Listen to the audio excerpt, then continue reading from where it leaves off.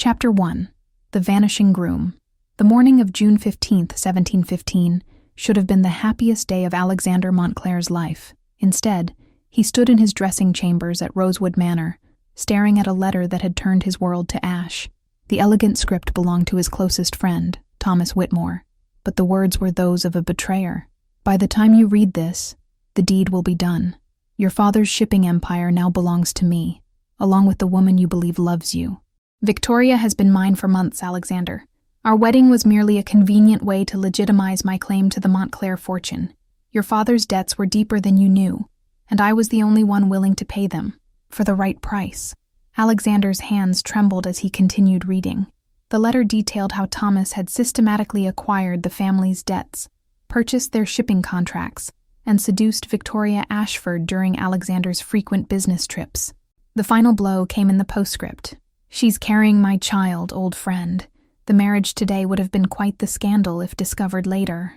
Downstairs, 300 guests waited in the garden, including Victoria in her ivory silk gown, a vision of beauty that now seemed like a poisonous mirage.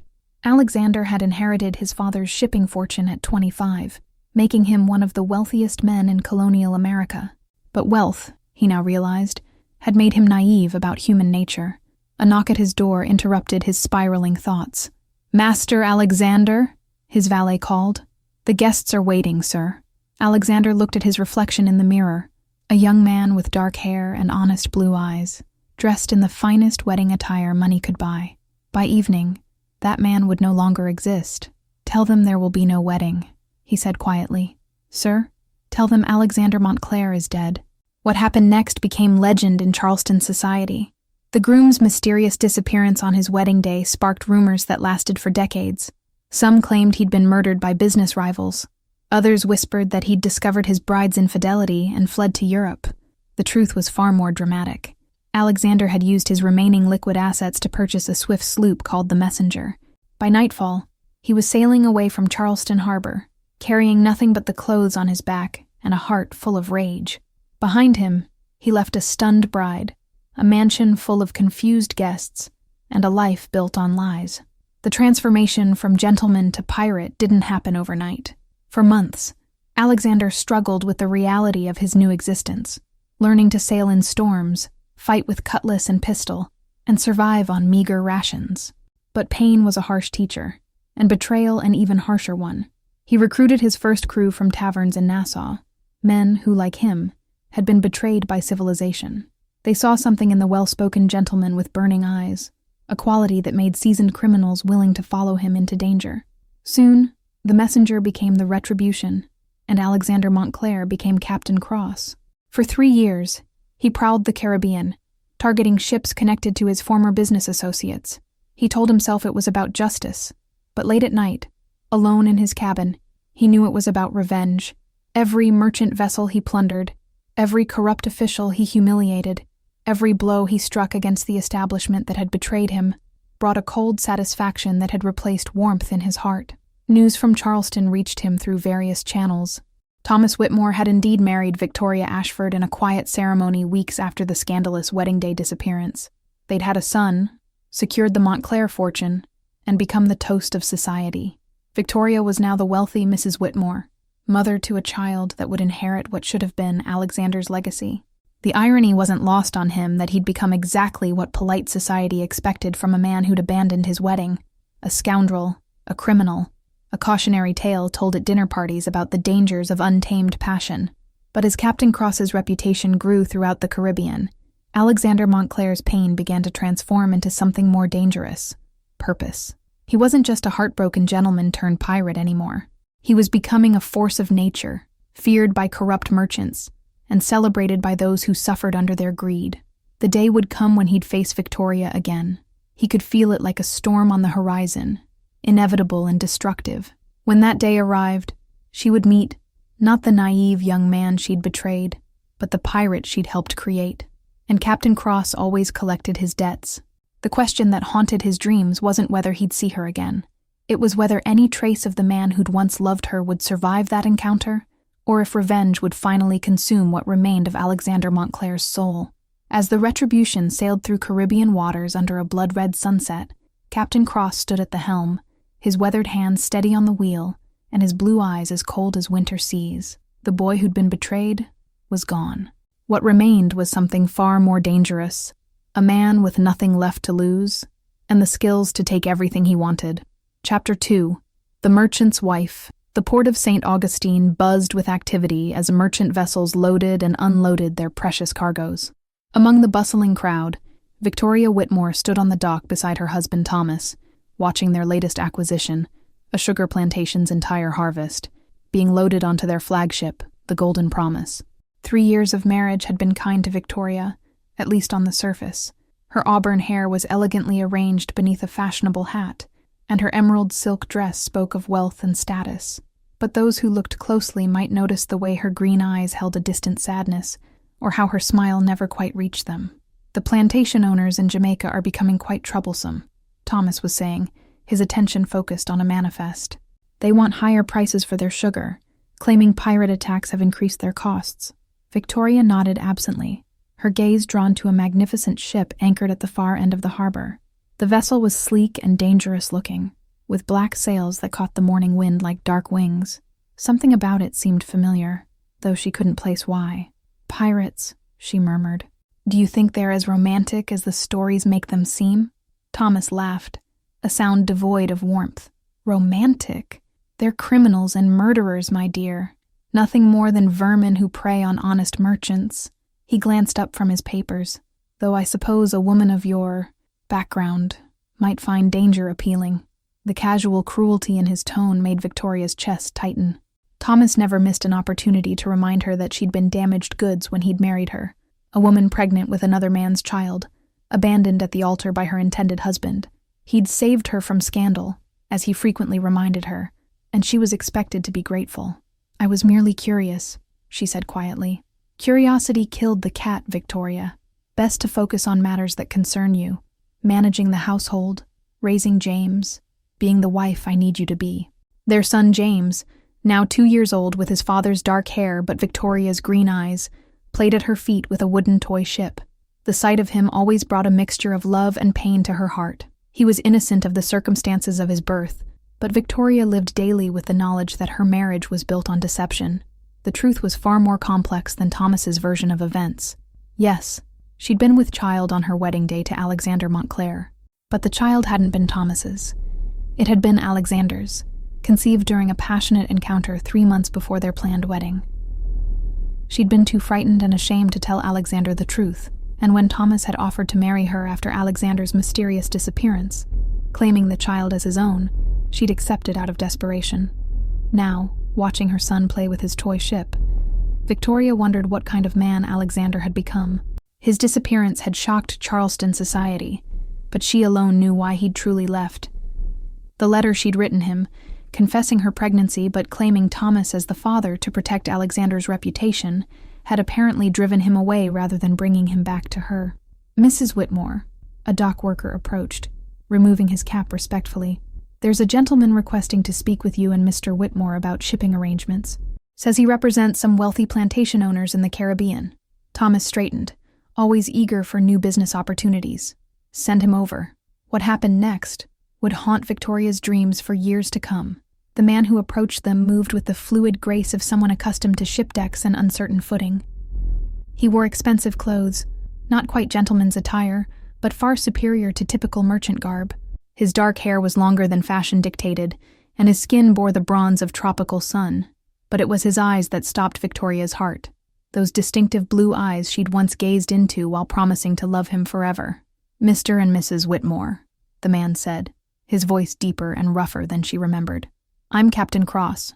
I understand you're expanding your shipping operations to the Caribbean." Thomas stepped forward eagerly, but Victoria remained frozen, her world tilting on its axis. Alexander, for it was undeniably him, despite the changes, hadn't recognized her immediately. 3 years had changed them both, but the moment their eyes met, she saw the recognition hit him like a physical blow. His face went carefully blank, but Victoria caught the flash of pain and anger that crossed his features before he mastered himself. This wasn't the gentle, trusting young man she'd once known. This was something harder, more dangerous.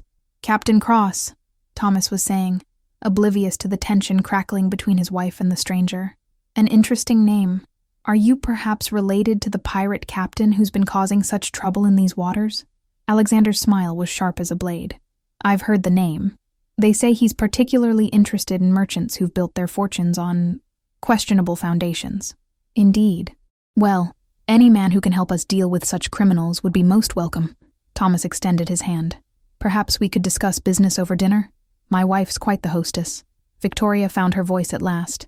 I'm afraid I'm not feeling well, she said, her voice barely steady. Perhaps another time? Alexander's gaze fixed on her with laser intensity. Not feeling well, Mrs. Whitmore? How unfortunate. I do hope it's nothing serious. The way he said her married name made it sound like an accusation. Victoria felt heat rise in her cheeks, remembering all the times he'd whispered, "My dear Victoria," or "my beloved," in those stolen moments before their world had collapsed. Mama? James tugged at her skirt, holding up his toy ship. Who's the man? The world seemed to stop. Victoria watched as Alexander's gaze dropped to the child, taking in the dark hair, the green eyes, the age that would make him exactly. Your son? Alexander asked, his voice deadly quiet. Yes, Thomas said proudly, completely missing the undercurrents. James Whitmore. He'll inherit the family business someday. Alexander knelt to the child's level, his expression softening despite the tension radiating from his frame. That's a fine ship you have there, young man. It's a pirate ship, James announced proudly. Mama tells me stories about pirates. Does she now? Alexander's eyes met Victoria's again, and she saw a complexity of emotions there that made her knees weak. Pain, anger, longing, and something else. A desperate question that only she could answer. We really must be going, Victoria said quickly, scooping James into her arms. Thomas, the carriage.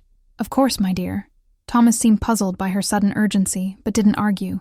Captain Cross, perhaps we could continue this conversation at our hotel this evening. I would be delighted, Alexander replied, his voice carrying undertones that made Victoria's blood run cold. As they walked away, Victoria could feel his eyes burning into her back. Behind them, the man she'd once loved, now transformed into something far more dangerous, watched her retreat with the intensity of a predator studying its prey. That evening, as she dressed for dinner with her husband's potential new business partner, Victoria's hands shook as she fastened her necklace.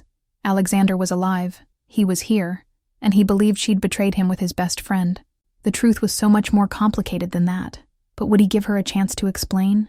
Or had 3 years of whatever had transformed gentle Alexander Montclair into the dangerous Captain Cross burned away any possibility of forgiveness?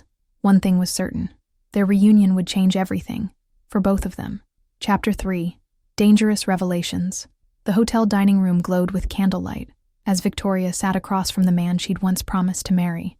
Captain Cross had chosen a table in the corner, his back to the wall, a pirate's caution that reminded her how much he'd changed. Thomas dominated the conversation, oblivious to the tension crackling between his wife and their mysterious guest. The sugar trade has been most profitable, Thomas was saying, cutting into his beef with enthusiasm. Of course, we've had to factor in losses from pirate attacks. Damnable criminals seem to target our ships specifically. Alexander, she couldn't think of him as Captain Cross despite his transformation, smiled coldly. Perhaps they have good reason. I've heard Captain Cross particularly despises merchants who've stolen their fortunes through deception. Victoria's fork clattered against her plate. The accusation was clear, even if Thomas missed it entirely. Stolen? Thomas laughed. My dear fellow, everything I own was acquired through perfectly legal means. When Alexander Montclair disappeared, the poor fellow who was supposed to marry my Victoria, his debts became my opportunity. I simply purchased them at fair market value. How convenient, Alexander murmured, his blue eyes never leaving Victoria's face. And the bride? Was she also acquired at fair market value? The insult hung in the air like smoke. Victoria felt heat rise in her cheeks, but before she could speak, Thomas continued his oblivious boasting. Victoria needed protection from scandal. A woman abandoned at the altar, carrying another man's child. Well, let's say I was generous in my offer of marriage. Thomas reached over and patted her hand possessively. She's been most grateful ever since. Victoria watched Alexander's jaw clench, his knuckles going white around his wineglass. The rage in his eyes was barely contained, and she realized with growing horror that he truly believed she'd been complicit in his betrayal. "Forgive me," Alexander said, his voice dangerously soft. "But I'm curious about the child's parentage. He's a handsome boy. Those green eyes are quite distinctive." "Indeed they are," Thomas agreed proudly. "He takes after his mother in that regard. The rest is pure Whitmore." Victoria couldn't bear it anymore. "I need some air," she said abruptly, standing from the table. "Of course, my dear," Thomas waved dismissively. "Captain Cross and I have business to discuss anyway." She stepped onto the hotel's garden terrace, grateful for the cool evening breeze. Behind her, she could hear Thomas continuing to regale Alexander with tales of his business acumen, completely unaware that he was confessing to his own crimes. Minutes later, Alexander joined her in the garden, moving with that predatory grace she'd noticed at the dock. In the moonlight, he looked like a dangerous stranger, nothing like the gentle man she'd fallen in love with. "Quite a performance in there," he said, his voice cutting. "The grateful wife, saved from scandal by her husband's generosity. Alexander, Captain Cross," he corrected harshly. "Alexander Montclair died 3 years ago, abandoned and betrayed by everyone he trusted." Victoria turned to face him fully, her own anger finally breaking free. "Betrayed? You think I betrayed you? Didn't you?" His laugh was bitter. "Your letter made it quite clear. Pregnant with Thomas's child, grateful for his proposal, sorry for any inconvenience my feelings might cause." "What letter?" Victoria stared at him in confusion. "I never wrote you any letter." Alexander's expression shifted slightly, uncertainty flickering in his eyes. "The morning of our wedding. A letter explaining why you couldn't go through with the marriage. I was waiting for you in the garden," Victoria said, her voice rising with emotion. "For 3 hours, Alexander. 3 hours in my wedding dress, making excuses to our guests, praying you would come."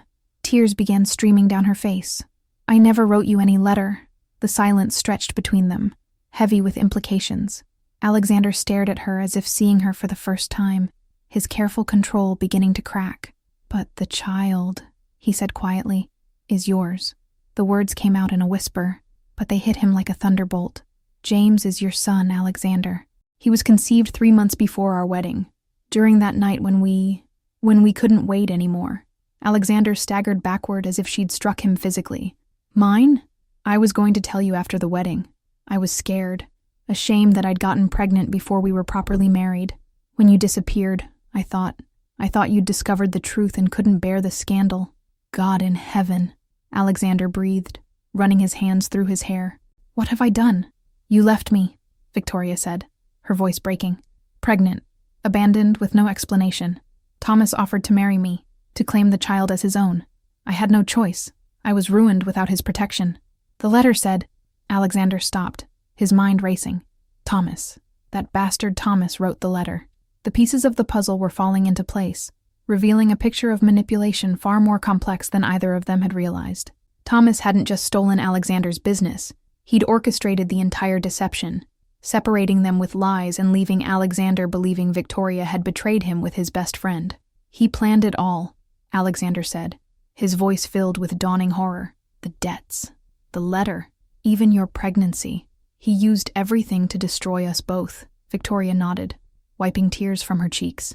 "And I've been living with the consequences ever since.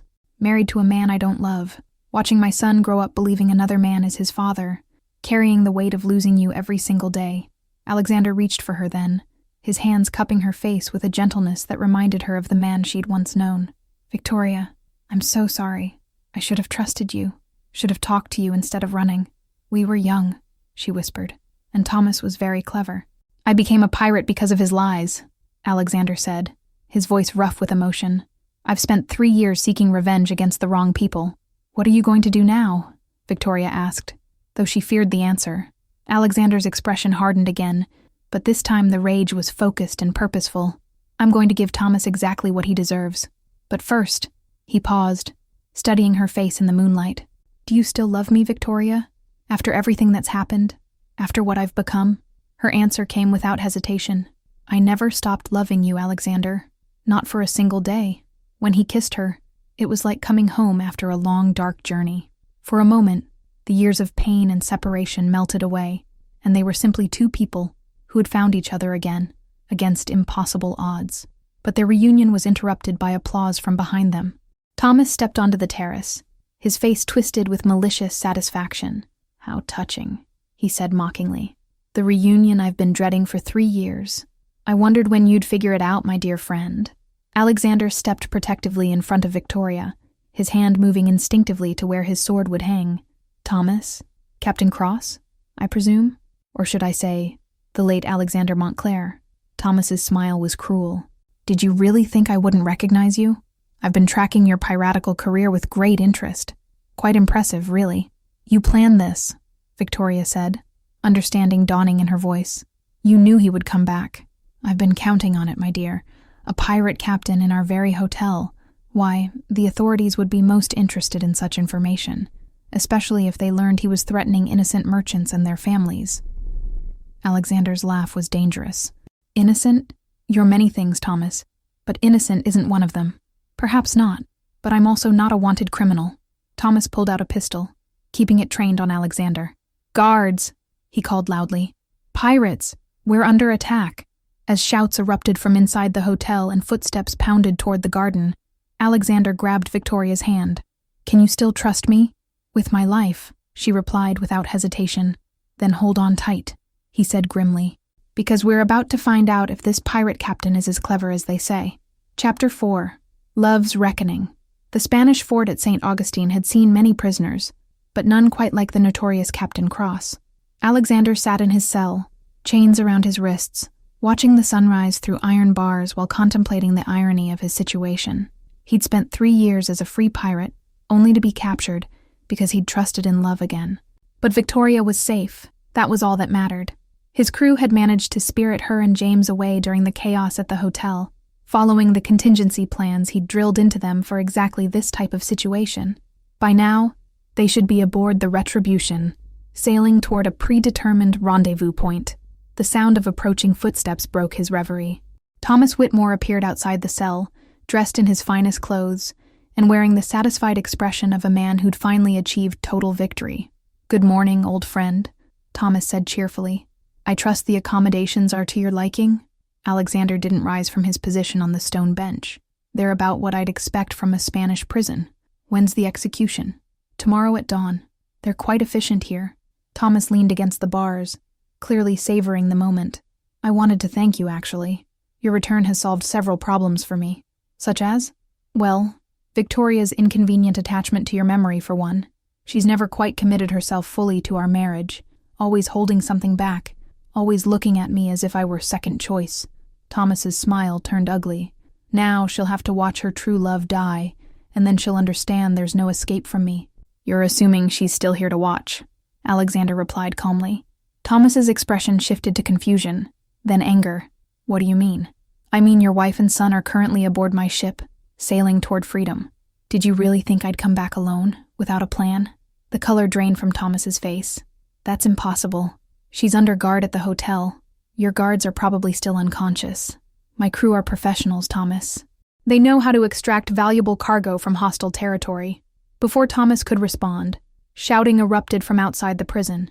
Through the small window, Alexander could see smoke rising from the harbor district. The sound of cannon fire echoed across the water, the Retribution announcing her presence with typical pirate flair. You see, Alexander continued conversationally, the problem with your plan was assuming I was still the naive young man you betrayed 3 years ago. I'm not. I'm Captain Cross, and Captain Cross always has contingencies. Thomas's facade of control was cracking. Even if they escape, you'll still die. Victoria will still be a widow, and James will still need a father. James will have his real father, Alexander interrupted. Because I'm not dying today. The prison walls shuddered as cannonballs struck the outer fortifications. Spanish soldiers ran past the cell windows, shouting orders in rapid Spanish. Thomas grabbed the bars of the cell, his knuckles white with tension. How? He demanded. You're chained, locked up, surrounded by an entire garrison. Because, Alexander said, finally standing and facing his former friend, you made one crucial mistake. You assumed I came here for revenge. With a metallic click, Alexander's chains fell to the floor. The locks hadn't been picked. They'd been designed to open from the inside, crafted by the finest locksmiths money could buy, and disguised to look like standard Spanish shackles. I came here for justice, Alexander continued, pulling a hidden key from his boot and unlocking the cell door. but not the kind that comes from a sword or pistol, the kind that comes from watching evil destroy itself. Thomas stumbled backward as Alexander stepped out of the cell, no longer the chained prisoner, but every inch the dangerous pirate captain he'd become. You see, Thomas, while you were gloating over my capture, my associate was meeting with the Spanish colonial governor. It seems they're very interested in a certain English merchant who's been smuggling weapons to French pirates, avoiding Spanish tariffs, and bribing customs officials. You can't prove— Actually, I can. Alexander pulled out a leather portfolio from inside his shirt. 3 years of being Captain Cross taught me many things, including how to document crimes properly. Every false manifest, every bribed official, every illegal transaction. It's all here. The sound of approaching footsteps echoed through the corridor, but these weren't Spanish guards. Rodriguez appeared, flanked by 2 other crew members, their faces grim with purpose. "Captain," Rodriguez said with evident relief, "the lady and the boy are safely aboard. The Spanish governor is waiting for you in his carriage. He's quite eager to review those documents." Alexander nodded, then turned back to Thomas, who looked like a man watching his world collapse around him. "Here's what's going to happen," Alexander said. "You're going to be arrested for smuggling, tax evasion, and treason against the Spanish crown. Your assets will be seized, your business destroyed. You'll spend the rest of your life in a Spanish prison if you're lucky enough to avoid execution. And if I'm unlucky," Alexander's smile was sharp as a blade, "you'll be transported to Jamaica and turned over to the British authorities as a traitor. They're not as merciful as the Spanish when it comes to treason." As if summoned by his words, Spanish soldiers appeared at the end of the corridor, led by an officer whose uniform indicated high rank. "Senor Whitmore," the officer said in accented English, "you are under arrest by order of Governor Mendoza." Thomas made one last desperate attempt to salvage his situation. "This man is Captain Cross, the pirate. He's the criminal you should arrest." The Spanish officer looked confused. "Senor Cross? He is working with our government to expose English smuggling operations. He has full immunity, signed by the governor himself." As Thomas was dragged away in chains, he looked back at Alexander with pure hatred. "This isn't over," he snarled. "Yes, it is," Alexander replied quietly. "You destroyed Alexander Montclair, Thomas, but you created something far more dangerous. A man with nothing left to lose and every reason to see justice done." An hour later, Alexander stood on the deck of the Retribution as St. Augustine Harbor faded behind them. Victoria approached him, carrying James in her arms, both of them dressed in clothes appropriate for sea travel. "Is it really over?" she asked, her green eyes searching his face for certainty. "The legal matters are finished," Alexander said, taking his son from her arms and marveling at how perfectly the boy fit against his chest. "Thomas will spend the rest of his life paying for his crimes. Your marriage to him has been annulled by Spanish colonial authority. It was never legal anyway, since it was based on fraud." "And what about us?" Victoria asked quietly. "What happens to Captain Cross and his victims?" Alexander considered this, watching James play with the buttons on his shirt with tiny, perfect fingers. Captain Cross was born from betrayal and pain, but maybe it's time for him to become something else. A man who protects the innocent instead of seeking revenge. "A privateer," Victoria suggested with a smile. "A husband," Alexander corrected, pulling her close with his free arm. "A father. A man who remembers that the greatest treasure isn't gold or vengeance. It's love freely given and faithfully kept. Even after everything that's happened, after all the pain and separation." Alexander kissed her then, tasting salt air and hope in equal measure, especially after everything that's happened. "We've both learned that love isn't just a feeling, it's a choice, a commitment to fight for each other, no matter what forces try to tear us apart." As the Retribution sailed toward the sunset, her black sails catching the evening wind, the ship carried more than just a pirate crew. She carried a family reunited, a love restored, and the promise that sometimes, even in the darkest circumstances, justice and happiness could prevail.